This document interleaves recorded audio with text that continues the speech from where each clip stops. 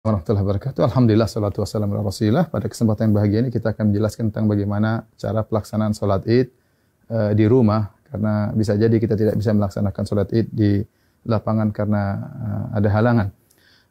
Para ulama, jumhur ulama berpendapat bahwasanya dibolehkan sholat id di rumah bagi orang yang tidak bisa menghadiri sholat id di lapangan.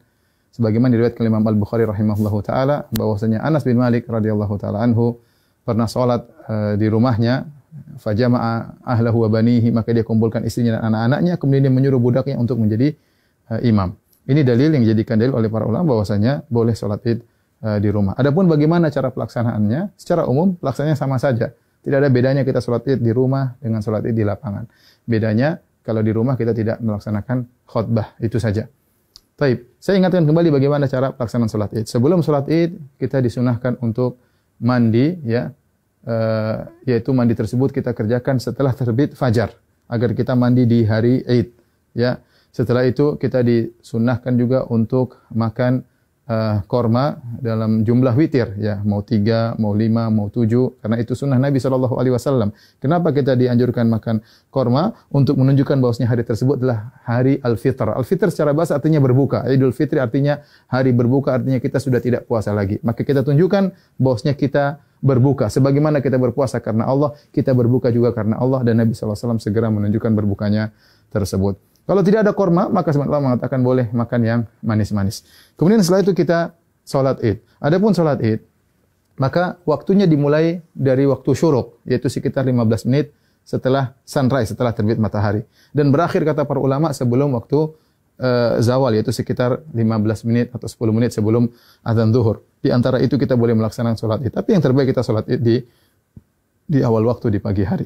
Adapun pelaksanaannya, maka kita bertakbir rakaat pertama 7 kali, rakaat kedua 5 kali takbir. Nah, ada khilaf di kalangan para ulama tentang 7 takbir ini. Apakah 7 takbir tersebut termasuk takbiratul ihram ataukah takbiratul ihram tidak dihitung, ya? Takbiratul ihram tidak dihitung. Ini pendapat Imam Syafi'i rahimahullahu taala dalam kitabnya Al-Um, bahwasanya takbiratul ihram tidak dihitung. Jadi bagaimana caranya? Kita bertakbir dulu, Allahu Akbar. Ini takbiratul ihram. Kemudian kita baca doa istiftah. Setelah kita baca doa istiftah, baru kita bertakbir 7 yang disebut dengan takbirat zawaid, takbir tambahan. Kita takbir Allahu Akbar. Allahu Akbar. Nah, apakah di antara takbir ini ada doa khusus? Tidak ada dalil ya, dari Nabi SAW. Nabi pernah disebutkan membaca sesuatu di antara takbir-takbir tersebut. Oleh karenanya, pendapat mazhab Maliki tidak ada bacaan. Namun sebagian ulama berpendapat boleh membaca sesuatu seperti mazhab Syafi'i. Kita boleh bertakbir, boleh bertahmid, boleh bertahlil di antara takbir-takbir tersebut. Kita ulangi, kita Allahu Akbar, takbiratul ihram, kemudian kita baca doa istiftah, kemudian kita takbir 7 kali. Allahu Akbar 1, Allahu Akbar 2, ya, Allahu Akbar 3. Antara takbir satu dengan yang lainnya kita ada jeda sedikit, apalagi kalau kita jadi imam, agar makmum di belakang bisa mengikuti kita. Kita lanjutkan Allahu Akbar 4, Allahu Akbar 5, Allahu Akbar 6, Allahu Akbar 7.